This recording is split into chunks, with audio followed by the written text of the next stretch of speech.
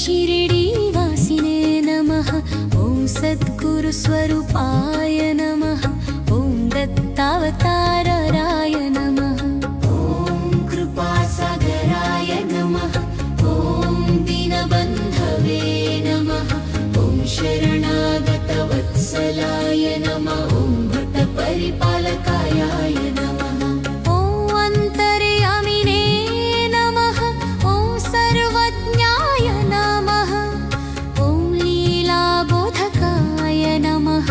ॐ शान्तिस्वरूपाय नमः।